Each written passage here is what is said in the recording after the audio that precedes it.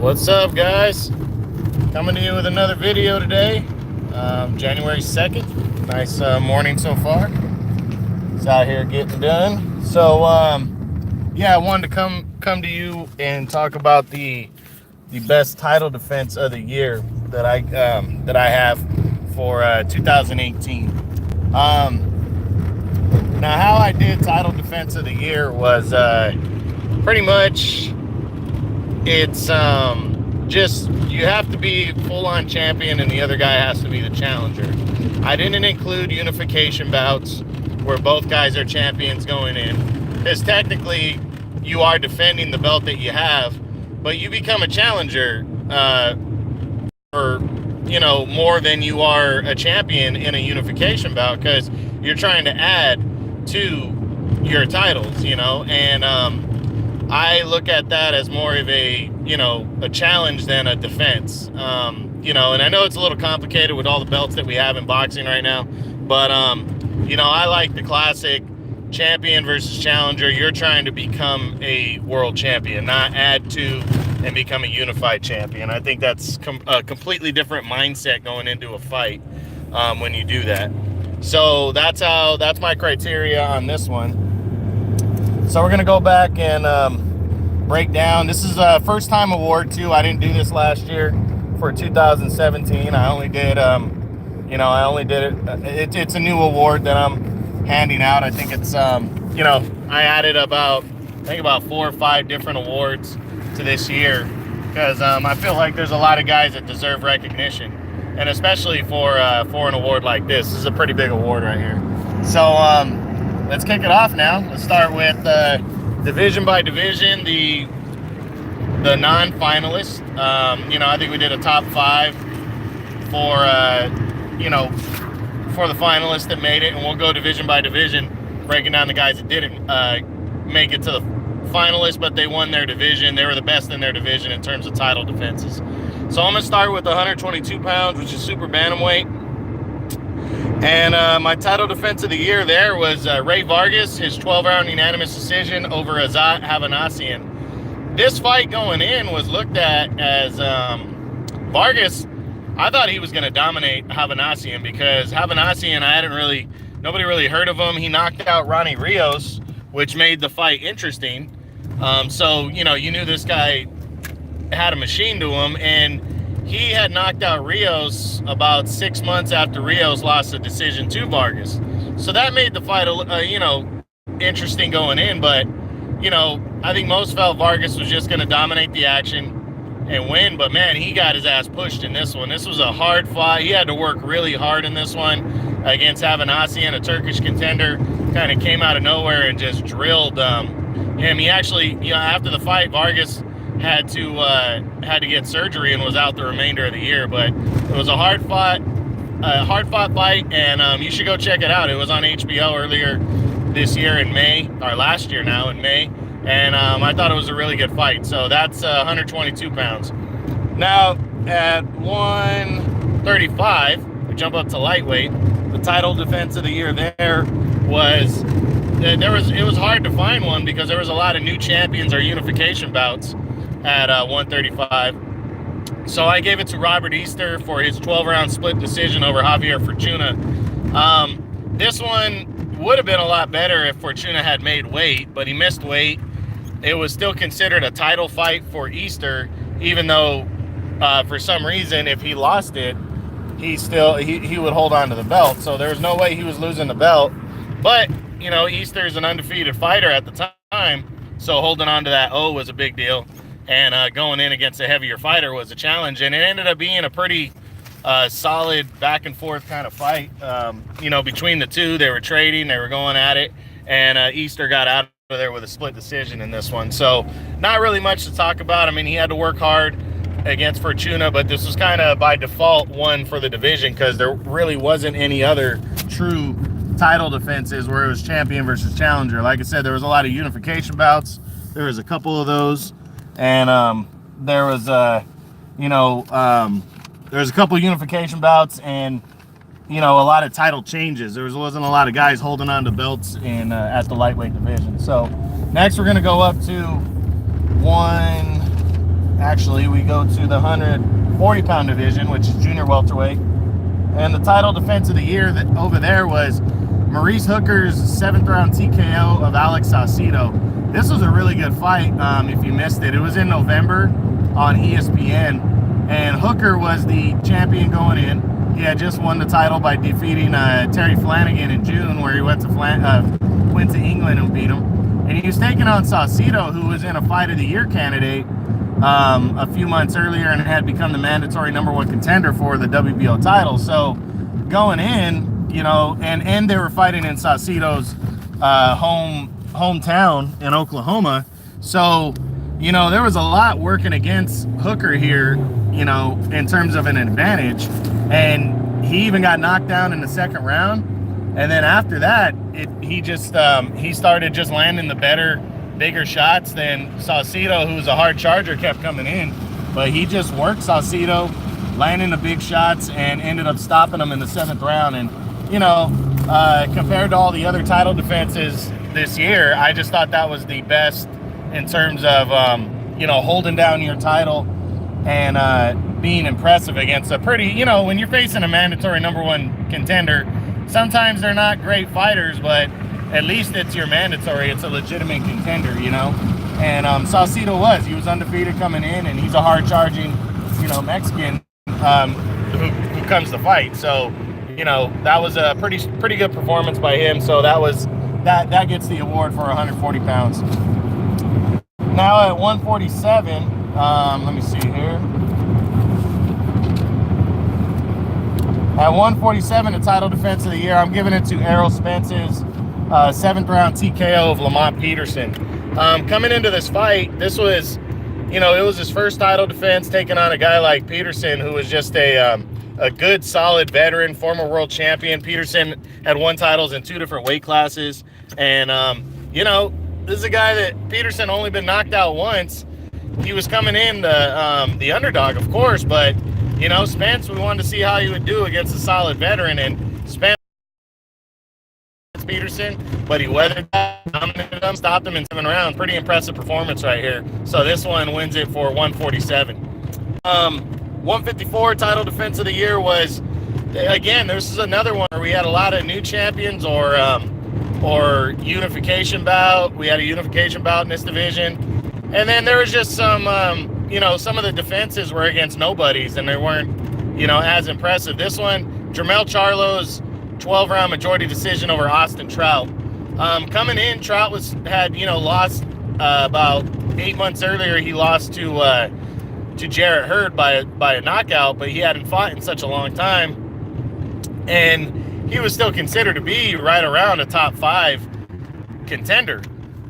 Charlo was, you know, on a knockout streak of about 4 or 5 straight ever since the world title, had been looking good, and he wanted to make a statement and get a unification bout against Hurd. But, you know, I called it going in because I think Charlo's a little bit overrated. He really hasn't fought anybody big or good, and he took on a slick southpaw and Trout right here. Trout really fought him hard, fought him tough, and it was he scored a couple knockdowns in the fight, but it definitely wasn't an easy one, but it shouldn't have been. He was facing a legitimate contender, and he had to work hard, and he walked away with a majority decision. I didn't think the fight was close enough to score a majority decision, but he definitely had to work hard to win this one. So yeah, so that's my gets my award for 154. 160-pound title defense of the year. This is another one where there wasn't a lot of title defenses because belts, there was a title change.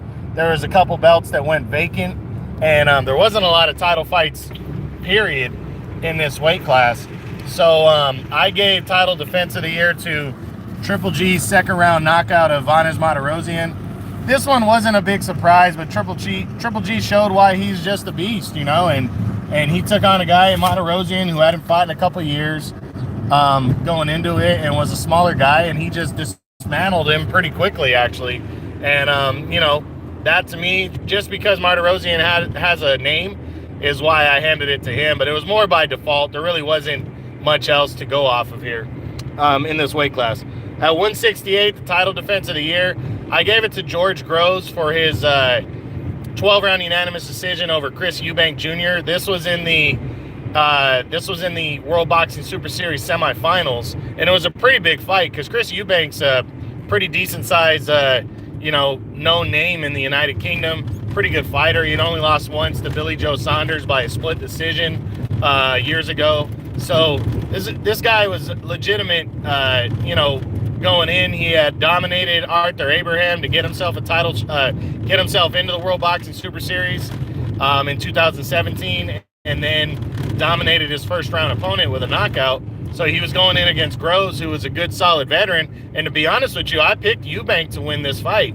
And Groves just outboxed, outclassed him, and left no doubt that he was the better man.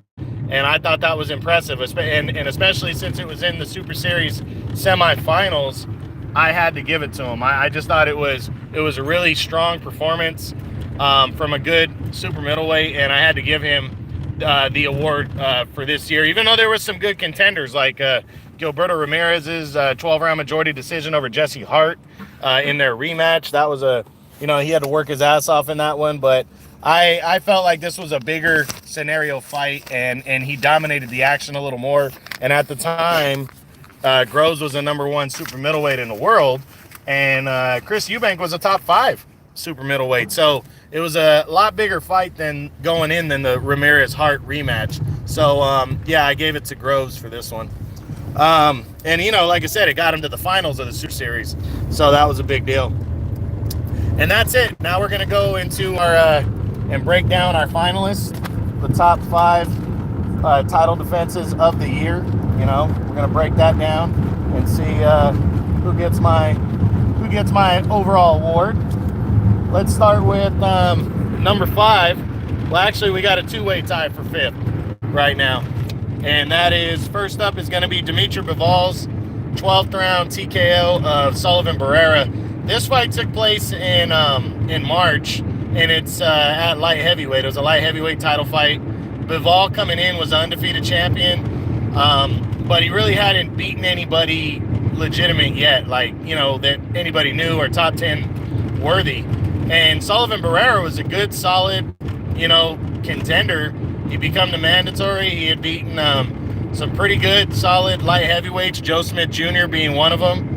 And his only loss was a decision loss to Andre Ward, who was, pound for pound best fighter in the world. So there's no shame in that. So I really thought this fight was going to be competitive. It was going to be good. And Barrera came and did all he could to try to win this fight. But man, Bivol was just on it. He put on a fantastic performance. He just completely dominated him from start to finish, beating him to the punch, and ended up finishing him in the 12th round. And that finish was pretty damn impressive for a guy against a guy like Barrera, who's a tough ass fighter from Cuba. So big time win right there for Bivol. Tying him for 5th is Miguel Berchelt for his 9th round TKO of Mickey Roman to keep the 130-pound WBC title. This was a pretty good performance. This was on ESPN back in November. And coming in, Berchelt was the #1 guy in the division. And Mickey Roman was was a top 5 fighter and the mandatory #1 contender to Berchelt's belt. So this fight was a big deal. And it ended up being a great fight. Roman pushed him good for the first 4 or 5 rounds, but Berchelt ended up taking over and knocking him out. And in the 9th round, pretty impressive performance and title defense, and that gets into the top 5 because of it. Now finishing number 4, that goes to Josh Warrington for his 12-round unanimous decision over Carl Frampton when they fought for the featherweight title back in December of this past year. Warrington coming into this fight was the big underdog. A lot of people thought Frampton was going to win this fight walking away. I was one of them. And, Frampton just dominated the action. Warrington dominated the action, and he really drew Frampton into a firefight here. They went at it toe-to-toe, but he just outlanded Frampton and outworked Frampton, the kind of fight that he should have been boxing more, but Warrington just was throwing too many punches, too many combinations, and he outworked them and got a deserving 12-round decision and retained the title in a fight that many people thought he was going to lose. And that was pretty damn impressive. So that one gets the award there for title defense of the year at 126 and number 4 overall. Finishing the year number 3 for title defense of the year, I gave that one to a heavyweight, and it wasn't even my best heavyweight title defense. It goes to Anthony Joshua, 7th round TKO over Alexander Povetkin to keep the unified heavyweight title. Coming into this one, Povetkin, as a former world champion, was a top 5 heavyweight at the time. He's flown under the radar, but his only loss in his career was to Vladimir Klitschko. This guy was a very good heavyweight for most of the past decade. I remember him knocking out Chris Bird back in 2007. This guy was very legit, very good. He's just a Russian heavyweight that nobody really knew about. And, he failed a couple tests that took him out of the Wilder running, failed a couple drug tests, and he worked his way back to become the mandatory number 1 contender. And he took on Anthony Joshua, and he was doing well and landing more power shots and the bigger shots, but Joshua just kept boxing. And then Joshua, just a wicked combination in the 7th round, put him down. Joshua just so patient in the ring, and that was such a good title defense against a very legitimate fighter. And Joshua really having to hold on to that number 1 status, that's tough when you're the top dog in the division and you have to continue to hold on to it. And he did that in this one. He really impressed me with a good, strong performance against a good, solid veteran heavyweight and a former champion in Povetkin. So, good win right here. Go check it out. That was on DAZN. Go check out the replay if you can.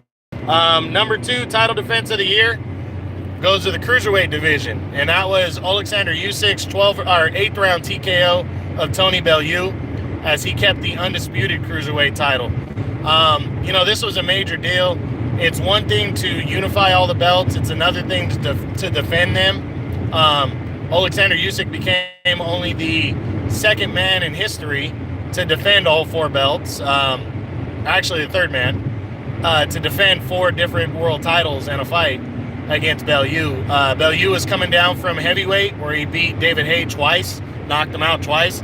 So this was a big-time fight right here going in against Usyk, who had become the undisputed champion by winning the World Boxing Super Series. And he was going to be a road warrior again and go to England to fight Bellew.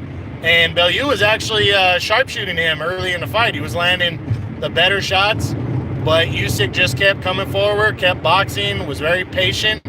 And in the 8th round, he started to wear him down in the rounds like 5 through 7. He started to wear down Bellew a little more and get closer and land more shots. And then in the 8th round, just a straight left hand put Bellew down hard. And, and he couldn't recover. And Usyk retained the undisputed title, which is it's a big deal, to have all 4 belts. So that was a pretty damn impressive performance, and that finishes number 2 on the year for me. But number 1, this one goes to the heavyweight division, and I got to hand it to Deontay Wilder. It was his 10th round knockout of Luis Ortiz as he retained the WBC title. First off, Wilder didn't have to take this fight.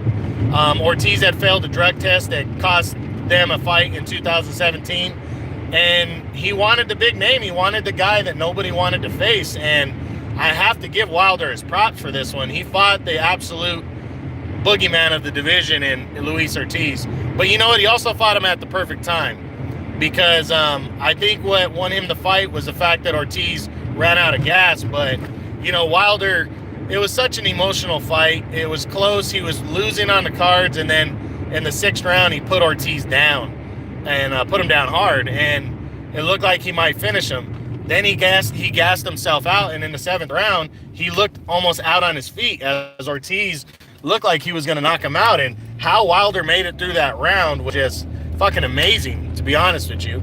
And then, the next couple rounds